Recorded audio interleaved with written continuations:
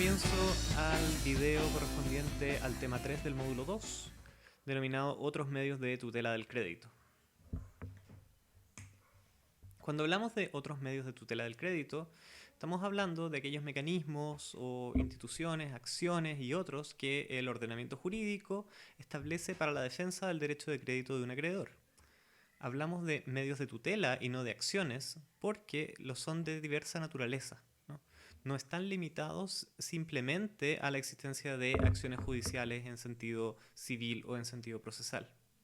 Algunos autores prefieren hablar de remedios, pero es un concepto que es algo ajeno a nuestra tradición jurídica, que tiene una concepción un poco diversa respecto del contenido de esa palabra, por lo que nosotros preferimos hablar de medios de tutela más allá de que remedios sea una forma que sea popularizado en el último tiempo y que es usada en bastantes textos recientes. Preferimos hablar de medios de tutela y esa por lo demás fue la opción que tomaron los principios latinoamericanos de derecho de los contratos, que es un instrumento que busca la uniformidad del derecho de contratos latinoamericano y que se publicó hace no tanto tiempo. Cuando hablamos de medios de tutela del crédito, dijimos que habían tres acciones principales. La acción de cumplimiento específico, que como vimos el semestre pasado, se confunde a ratos con la acción de ejecución forzosa del derecho procesal, la acción indemnizatoria y la acción resolutoria, esto sí, con la limitación de que la acción resolutoria se refiere principalmente a los contratos bilaterales, de acuerdo a lo establecido en el artículo 1489. De eso dijimos, solo la acción indemnizatoria se corresponde con la noción de responsabilidad civil. Más allá de esas tres acciones principales, existen otros medios de tutela del derecho de crédito. Tenemos por un lado la excepción de contrato no cumplido, tenemos la acción redivitoria y la acción quanti minoris o de rebaja de precio, que está tratada a propósito de los vicios redivitorios en la compraventa. Tenemos algunas medidas precautorias que se pueden establecer de acuerdo a la legislación procesal civil y que se refieren a la conservación de los bienes del deudor. Tenemos la cláusula penal en el sentido de que es un mecanismo que hasta cierto punto es una garantía del pago del crédito, como vimos el semestre anterior. Y tenemos las convenciones resolutorias, esto es, los pactos sobre resolución que las partes pueden establecer en un contrato, que también usualmente en nuestro derecho se trataban a propósito del pacto comisorio, que tiene una regulación específica en el contrato de compraventa, pero que se estudiaba conjuntamente con la condición resolutoria, como pudieron ver en algunos textos que entregamos el semestre anterior. Más allá de estos medios de tutela que podríamos decir directos, con esa salvedad respecto a las medidas precautorias, tenemos los medios de tutela indirectos que han sido denominados en la doctrina tradicional chilena como los derechos auxiliares del acreedor. Decimos que son indirectos en cuanto buscan cautelar la conservación del patrimonio del deudor más que el derecho a crédito específico de que se trata. Lo que estamos buscando es que el acreedor cuente con un patrimonio sobre el cual hacer valer su derecho de crédito en caso de incumplimiento del deudor. Aquí incluimos la acción pauliana o revocatoria, que establece la revocabilidad de algunos actos que han sido efectuados en fraude a los acreedores. Tenemos la acción oblicua o subrogatoria, que es cuando el acreedor puede tomar el rol del deudor para buscar algún mecanismo de ingresar bienes al patrimonio del deudor. Tenemos el beneficio de separación, que es un tema que se estudia en derecho sucesorio, y tenemos las medidas de conservación, entre las cuales se establecen las medidas precautorias de la legislación procesal civil, como decíamos. Vamos a referirnos en lo que queda de este video exclusivamente a uno de estos medios de tutela que hemos hablado, que es la excepción de contrato no cumplido. La excepción de contrato no cumplido es una defensa del deudor que permite, bajo la usanza tradicional, permite justificar la no ejecución de su prestación en función de que hay un incumplimiento recíproco de su acreedor. La doctrina chilena la considera establecida en el artículo 1552, cuyo texto aparece en pantalla y que señala que en los contratos bilaterales ninguno de los contratantes está en mora dejando de cumplir lo pactado, mientras el otro no lo cumple por su parte o no se allana a cumplirlo en la forma y tiempo debidos. Pero, como vemos en los materiales con mayor detalle, la cuestión es que de esa redacción es bien dudoso que podamos establecer la existencia de una excepción con la amplitud que ha sido reconocida en la doctrina chilena a la excepción de contrato no cumplido. Y tenemos varias preguntas a propósito de esto. Y la principal tiene que ver con cuáles son las acciones que pueden enervarse con esta excepción.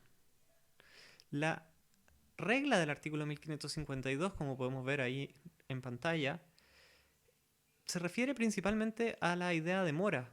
Está sistemáticamente ubicada a continuación del artículo 1551, que se refiere precisamente a la mora.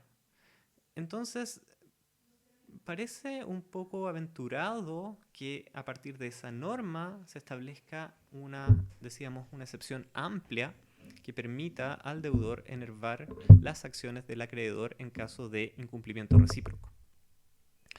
Tenemos, para ejemplificar algunos de los problemas que pueden darse con esta acción, un caso que fue resuelto recientemente por la Corte Suprema. El señor Lobos compró un camión en una distribuidora de nombre Maritano Ebensberger, un camión por el precio de 12.721.000 pesos, de los cuales pagó 7 millones al contado y el saldo en 5 cheques. Esto fue a fines de diciembre del año 2012.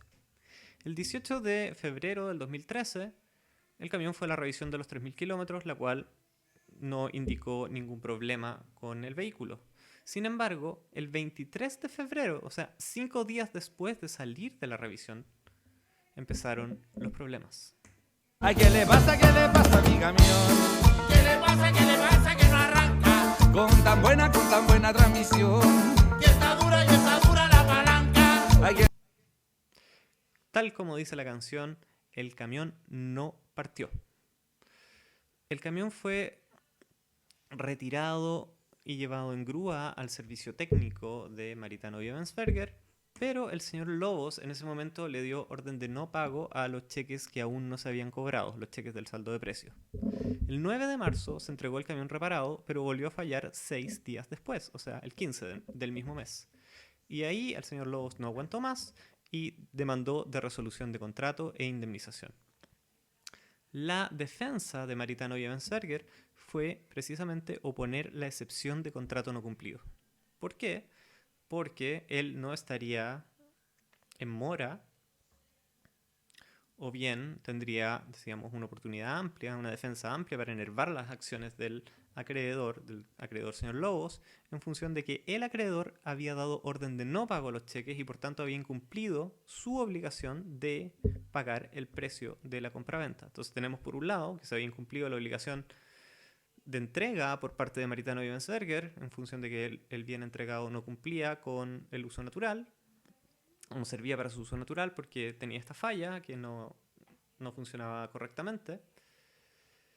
Y por su parte el señor Lobos habría incumplido porque no había completado el precio. Debemos decir que entre medio Maritano Ebensberger trató de entregar el camión supuestamente reparado al señor Lobos. El señor Lobos no lo aceptó, por lo cual podríamos sumar un segundo incumplimiento recíproco. En cuanto al no pago, se agregaba una falta de recepción del bien. El caso fue resuelto por la Corte Suprema el 30 de mayo del 2019, con un fallo que es particularmente interesante por la decisión, no tanto por la fundamentación. La fundamentación lo que hace es limitarse a, como pueden revisarla con más detalle en el texto que está en Ucursos, la fundamentación hace referencias a diversos autores nacionales, pero no profundiza en las razones, más allá de una cita casi literal del profesor Bruno Caprile de la Universidad de Concepción y el profesor Víctor Vial, y otra cita al profesor Enrique Alcalde. En la Suprema dice que no cabe duda que la excepción de contrato no cumplido paraliza la acción de cumplimiento forzado. Esta es una frase que también encontramos en el texto de Barros, pero que, en mi opinión, no se desprende en lo absoluto del texto del artículo 1552. Además, decíamos el semestre pasado, la acción de cumplimiento específico tampoco requiere demora. Por tanto, si estamos hablando del artículo 1552, que se refiere a que ninguno de los contratantes está en mora, no debiera aplicarse a la acción de cumplimiento forzado tampoco. Dice así la Corte que se discute su procedencia en cuanto a la acción resolutoria. Y concluye en esta parte citando al profesor Bruno Caprile que la mora no es un requisito de la acción resolutoria, tal como sostuvimos nosotros el semestre anterior, porque sería ineficiente dejar a las partes ligadas por un contrato válido que ninguna de ellas puede ejecutar mientras la otra no cumpla su parte. Y añade el mismo profesor Caprile, citado por la Corte, que la prescindencia de la mora como requisito de la acción resolutoria es coincidente con la tendencia del nuevo derecho de los contratos a considerar el incumplimiento como un hecho objetivo desprovisto de consideraciones subjetivas relativas a la culpa.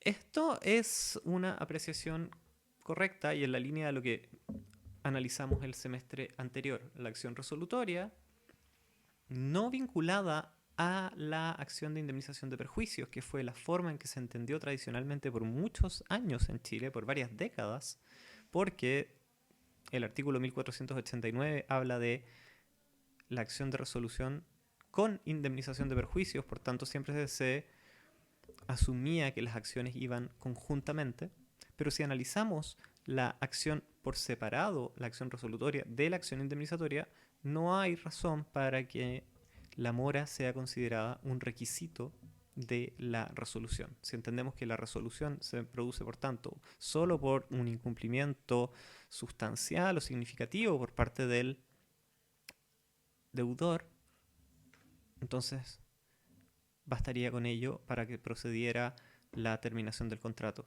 Y en ese sentido, la regla del 1552 que dice ninguno de los contratantes está en mora, no serviría para enervar esa acción en cuanto la mora no es un requisito de la acción resolutoria. Esa es la conclusión a la que llega la Corte Suprema en este caso. Dice la Corte que si bien la excepción de contrato no cumplido obsta a la indemnización de perjuicios, no obsta a la resolución. Y por eso concluye, en este que es un fallo de casación en el fondo, que se acoge a la demanda principal, resolviendo el contrato y ordenando las prestaciones mutuas. Esto es que se restituya el precio pagado por el señor Lobos, pero no así ningún tipo de indemnización por daños. No se ordena, dice, la devolución del vehículo por encontrarse en poder de la demandada. Hay varias preguntas abiertas en cuanto a la excepción de contrato no cumplido, como figuran en los materiales.